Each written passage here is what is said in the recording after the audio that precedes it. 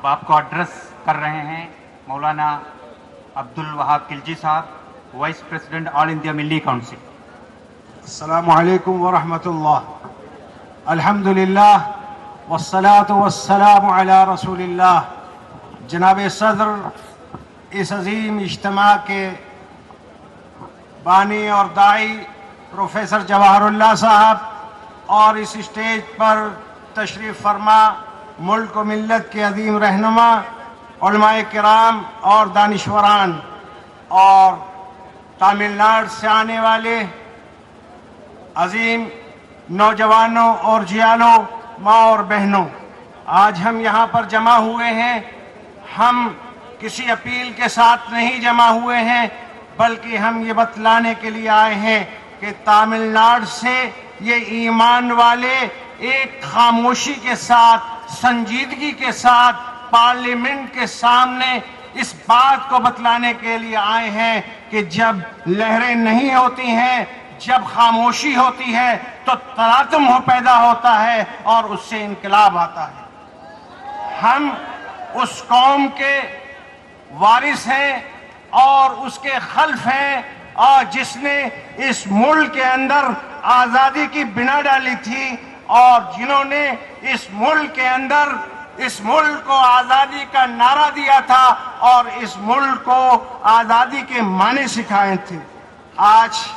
جو سچر کمیٹی کی رپورٹ آئی ہے, آپ سب جانتے ہیں کہ یہ ان سرکاری اعداد و شمار کی بنیاد پر ہے جو 13.5% ہے,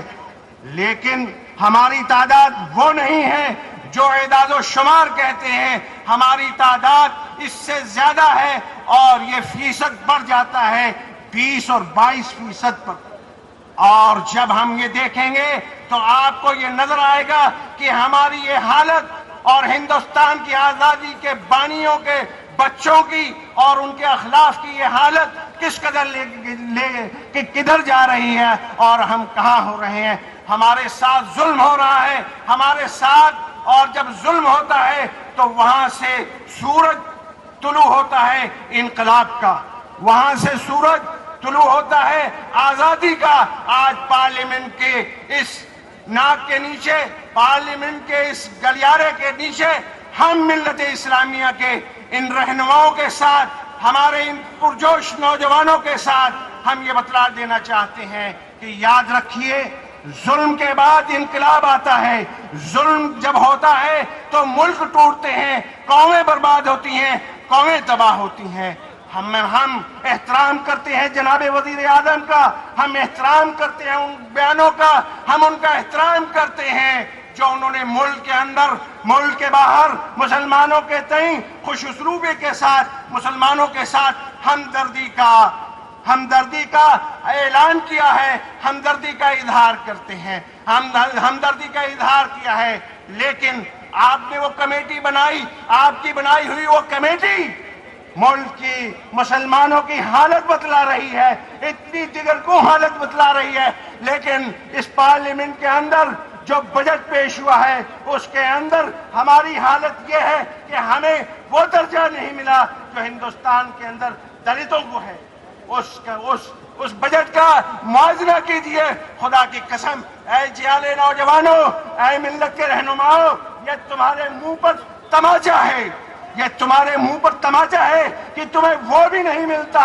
جو دلتوں کو مل رہا ہے, ہمیں وہ بھی نہیں ملتا جو دوسری قوموں کو ملتا ہے, اور ہمیں مسلمان کے نام نہیں جو بھیک کی طرح دی گئی, جس کا ابھی ہمارے دوست بتلا رہے تھے کہ رومال کی قیمت بھی نہیں ہے, ہمیں وہ نہیں, وہ اقلیتوں کے نام سے مل رہا ہے. یاد رکھیے,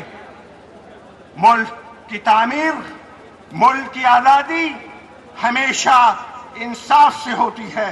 اور انصاف نہیں ہوتا تو ملک ٹوٹتے ہیں. ہم اس عظیم الشان اجتماع کے اندر یہ کہہ بتلا دینا چاہتے ہیں کہ ہم ملک کو ٹوٹنے نہیں دیں گے, ہم ملک کی حفاظت کریں گے, ہم ملک کو بچائیں گے, لیکن ہم ظلم نہیں سہیں گے, نہ مسلمانوں پر, نہ اس ملک کے اندر بسنے والی قوموں کے اوپر, اور نہ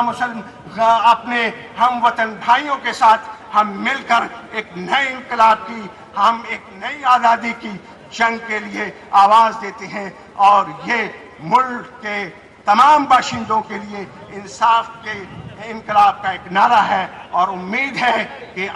ہماری اس آواز کو پارلیمنٹ کے گلیاروں تک میں بیٹھنے والے سن رہے ہوں گے۔ انقلابیوں، اپنے حقوق کی حفاظت کے لیے اکٹھا ہو، اللہ تمہارا حامی و مددگار ہو۔ السلام علیکم۔